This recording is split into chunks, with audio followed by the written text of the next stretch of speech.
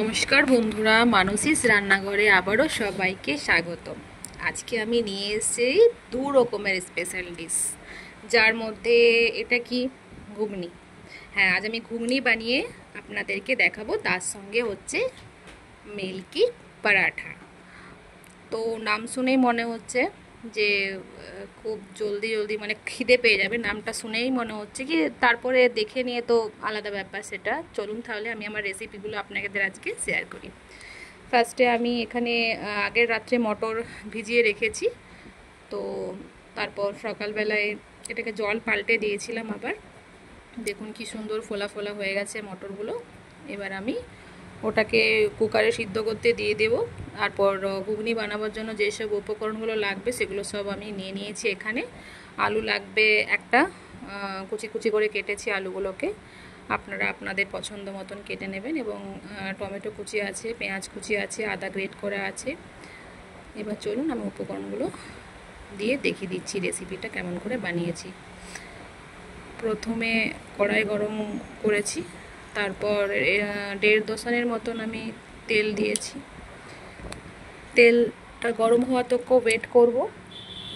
তেলটা গরম হয়ে যাবে এবং আমি এর মধ্যে গোটা গরম মশলা ফোড়ন দেব আর তেজপাতা, একটা তেজপাতা 2 টুকরো করে আমি ওটাকে তেলের মধ্যে দিয়ে দিলাম।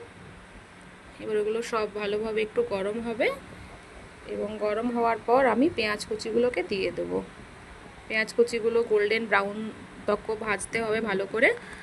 এবং ওটা যখন গোল্ডেন ব্রাউন হয়ে যাবে তার মধ্যে আমি আলু কুচিগুলো ওর মধ্যে ছেড়ে দেবো। তাহলে আলু কুচি আর পেঁয়াজ একসঙ্গে ভাজা ভাজা হয়ে যাবে।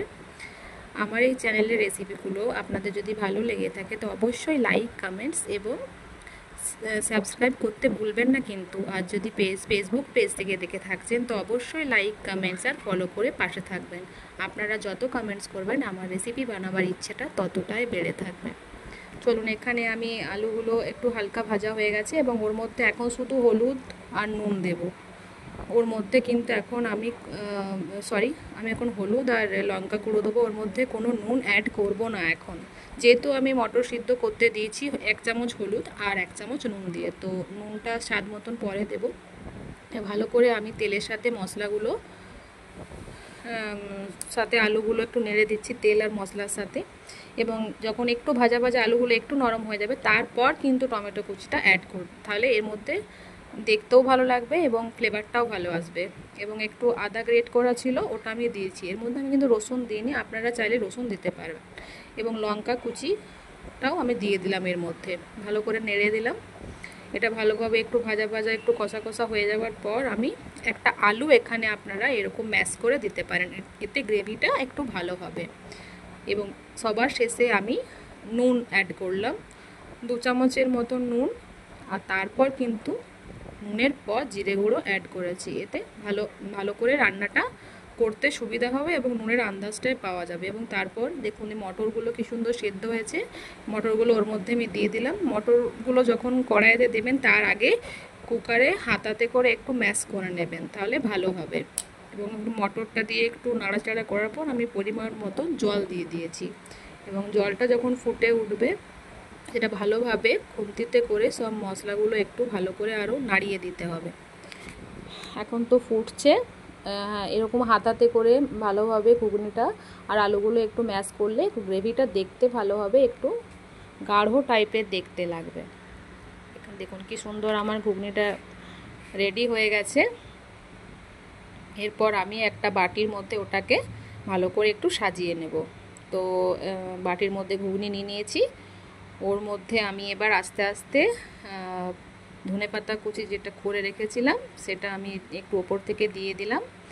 আর পেঁয়াজ কুচি, শসা কুচি সবগুলো দিয়ে দেবো। এবং সুন্দর দেখার জন্য আমি এখানে একটু বেদানাও দিয়েছি, আপনারা দিতেও পারেন না দিতেও পারেন। এর মধ্যে আপনারা টমেটোর চাটনি দিতে পারেন, সবুজ পুদিনা পাতা ধনে পাতা চাটনি দিতে পারেন, তেঁতুলের চাটনি দিতে পারেন, সেটা আপনাদের সম্পূর্ণ নিজেদের ইচ্ছে। তো আমি এখানে বেদানা কুচি দেখুন দেওয়ার পর কত সুন্দর লাগছে দেখতে, মনে হচ্ছে না দোকানের মতো।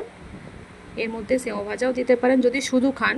আমি যেহেতু পরোটার সাথে খাওয়া হবে তার জন্য আমি ওটা দিইনি। এবং ওপর থেকে 2টো লঙ্কা কুচি দিয়েছি। আমার ঘুগনি রেডি হয়ে গেছে সম্পূর্ণ। দেখুন কত সুন্দর লাগছে না। ঠিক আছে, এটাকে এবার সাইডে রেখে দিই। এবার পরোটা বানাবার জন্য যে উপকরণগুলো আমি নিয়েছি, একটু ময়দা নিয়েছি হাফ, আর একটু আটা হাফ। আপনারা চাইলে পুরোটাই ময়দা দিয়েও করতে পারেন। এই ময়দা এবং আটাটা ভালো করে মিলিয়ে নিলাম। তো এর মধ্যে নিয়েছি আমি নুন 1 চামচ, চিনি 1.5 চামচের মতন, একটু মিষ্টি মিষ্টি হলে ভালো লাগবে, আর নিয়েছি সাদা তেল। তো ভালোভাবে সব উপকরণগুলো আমি মিলিয়ে নিলাম। এবং এর মধ্যে আরেকটা জিনিস আমি অ্যাড করব, যার জন্য পরোটাটা একটু মুচমুচে টাইপের হবে, একটু সুজি। ওই 2 চামচের মতন সুজি অ্যাড করে দেবেন এবং সুজিটা ভালোভাবে ওই উপকরণগুলোর সাথে মিলিয়ে নিতে হবে। এরপর এখানে আমি যেটা দিয়ে আটাটা মাখবো, জল না, এখানে মাখবো আমি দুধ। হ্যাঁ ঠিক, দুধ দিয়ে এটাকে আমি মাখবো। দুধটা গরম না, মানে রুম টেম্পারেচারের মতন গরম যাতে থাকে সেরকম, খুব গরমও না খুব ঠান্ডা না, মিডিয়াম একদম হালকা। তো এটা দিয়ে আমি একটু একটু দুধ দিয়ে পুরো আটাটা ভালো করে, ময়দাটা ভালোভাবে মেখে নেব। এবং এখানে ঠান্ডা জল অ্যাড করা কিন্তু যাবে না, হাফ গরম জল, মানে না গরম না ঠান্ডা, ওইরকম গরম জল দিয়ে ভালোভাবে আটাটাকে মেখে নিতে হবে। এবং 1 ঘন্টা রেস্টের জন্যই আটাটাকে রেখে দিতে হবে।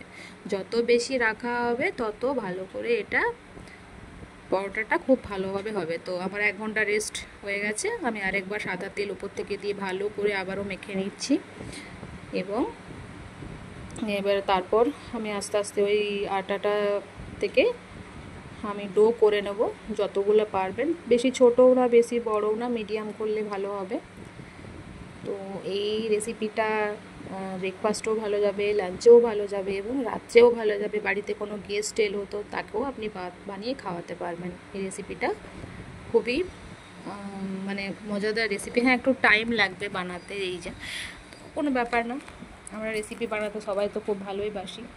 তো আমার এখানে 1 ঘন্টা রেস্ট হয়ে গেছে।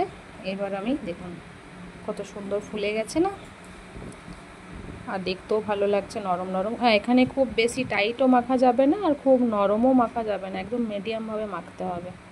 এরপর আমি আস্তে আস্তে এরকম করে ডোগুলো কেটে নেব এবং একটার পর একটা এটা বেলতে থাকবো। আমি কেমন শেপে বেলবো, এটা আমি চৌকোন্নভাবে বানাচ্ছি, আপনারা চাইলে ট্রায়াঙ্গেলও বানাতে পারেন, দেখতে ভালো লাগবে আসলে পরিবেশন করার সময়, তার জন্য আমি এরকম করে বানিয়েছি। একটা লই ফার্স্টে নিয়ে নেব, এরকম টাইপেরই লই, বেশি মোটাও চলবে না বেশি ছোটও না, এইরকম মিডিয়াম সাইজের বানাবেন।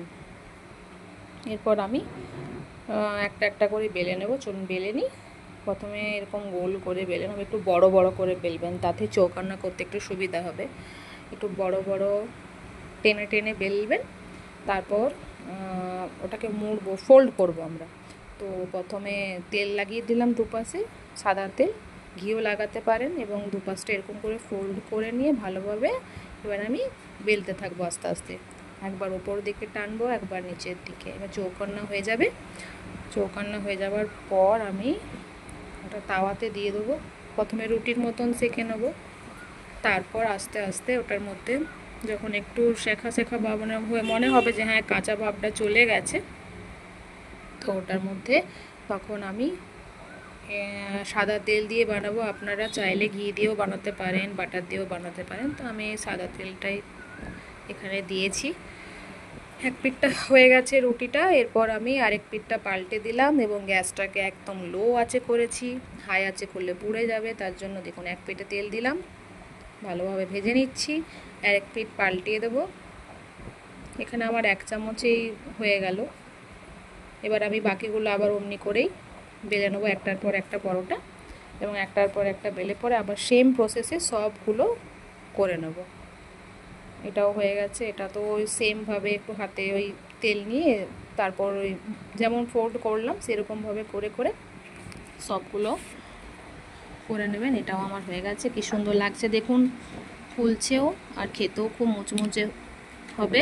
তো সুজিটা কিন্তু অ্যাড করবেন, সুজিটা অ্যাড করলে পরোটাগুলো ভালো হবে। এরপর আবার আমি সেমভাবে আরও করে নিলাম। এটা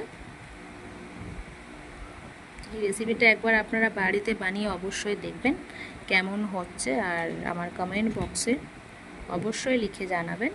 যে কেমন হয়েছে, আপনারা কেমন করে বানিয়েছেন আর খেতে কেমন হবে। এটার সাথে আপনি চিকেনও খেতে পারবেন, মাটন খেতে পারবেন, ডিম কষা খেতে পারবেন, বিভিন্ন জিনিস দিয়ে এই পরোটাটা খাওয়া যেতে পারে। তো আমি এখানে ঘুগনি দিয়ে করেছি। তো আমার সব পরোটা রেডি হয়ে গেছে, মানে সুন্দর করে সাজিয়ে নেব একটা থালাতে। দেখুন কত সুন্দর লাগছে। আমার এই রেসিপিগুলো আপনারা শেষ তক্য দেখার জন্য অসংখ্য ধন্যবাদ। নমস্কার।